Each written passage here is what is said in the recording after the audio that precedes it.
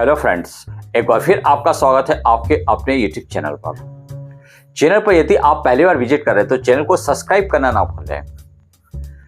इसी वर्ष आईपीएल का मेगा ऑक्शन होने वाला है और मेगा ऑक्शन से पहले बात की जाए तो बीसीसीआई अपने कुछ रूल्स मेगा ऑक्शन से रिलेटेड बनाना चाहती है, तो उससे रिलेटेड कुछ बड़ी अपडेट्स आ रही है। बात की जाए अपडेट्स की, या सबसे पहले बात की जाए, ऐसा कहा जा रहा था कि अगस्त एंड तक बीसीसीआई अपने मेगा ऑक्शन से रिलेटेड सभी रूल्स सबके सामने ला देगी,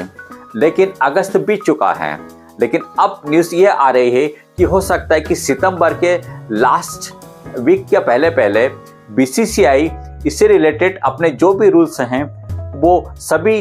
फ्रेंचाइजियों के सामने रख सकते हैं। बात की जाए तो सबसे पहले बात की जाए रिटेंशन प्लेयरों की। यदि इसके पहले जो फ्रेंचाइजियों के साथ बीसीसीआई की मीटिंग हुई थी उसमें यदि रिटेंशन प्लेयर की बात की जाए तो बहुत सी फ्रेंचाइजियों का कहना था कि वो कम से कम 5 से 6 प्लेयर को रिटेंशन के लिए रखें, लेकिन बीसीसीआई की यदि बात की जाए तो बीसीसीआई 3 से 4 प्लेयर से ज़्यादा रिटेंशन रखने के मूड में नहीं दिख रहा है, क्योंकि जिस तरीके से बात की जा रही है बीसीसीआई के द्वारा तो उससे ये लग रहा है कि वो 3 से 4 प्लेयर जो रहेंगे वही रिटेंशन के लिए रखे जा सकते हैं। वहीं बात की जाए तो इस बार आरटीएम कार्ड की एंट्री जरूर हो सकती है, क्योंकि कुछ फ्रेंचाइजियों का कहना था कि यदि रिटेंशन की संख्या कम रखी जा रही है तो आपको फिर आरटीएम कार्ड जरूर रखना चाहिए। अब आरटीएम कार्ड से रिलेटेड एक बात यह भी है कि आरटीएम कार्ड के थ्रू 2 या 3 प्लेयर से ज़्यादा कोई भी टीम नहीं ले सकती है,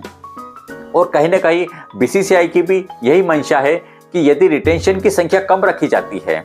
तो फिर आरटीएम कार्ड के थ्रू ही वो प्लेयरों को फ्रेंचाइज टीम खरीद सकती हैं।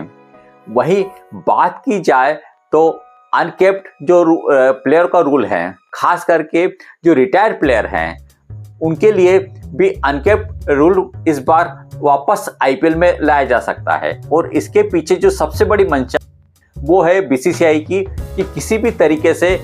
कहें कि महेंद्र सिंह धोनी को एक तरीके से वापस टीम में लाना है तो इसके लिए अनकैप रूल होना जरूरी है। क्योंकि यदि बात की जाए महेंद्र सिंह धोनी की तो महेंद्र सिंह धोनी स्पष्ट कह चुके हैं कि यदि अनकैप रूल आता है तो ही वे टीम में बने रहेंगे, और यदि अनकैप रूल नहीं रहता है तो वे टीम से बाहर चले जाएंगे। क्योंकि बात की जाए तो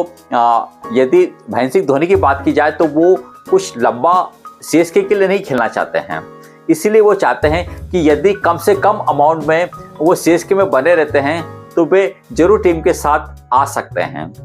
और इसीलिए बीसीसीआई भी चाहता है कि किसी भी तरीके से वो महेंद्र सिंह धोनी यदि आईपीएल में रहते हैं तो आईपीएल की ब्रांड वैल्यू और बढ़ जाएगी। क्योंकि आपने देखा कि इसके पहले यदि बात की जाए आईपीएल की तो आईपीएल की ब्रांड वैल्यू जरूर कम हुई है,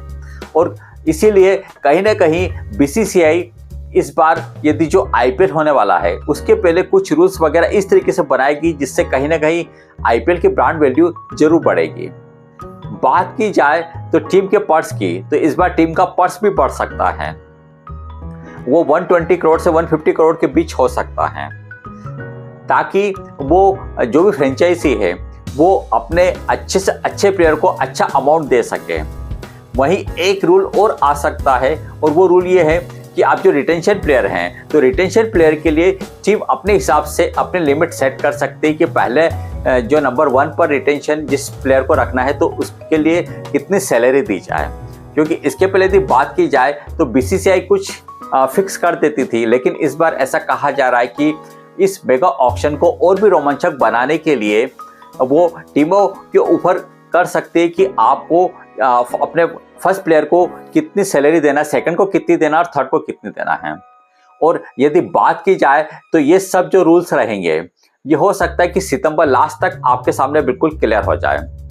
वहीं रिटेंशन प्लेयर के लिए यदि बात की जाए तो रिटेंशन प्लेयर की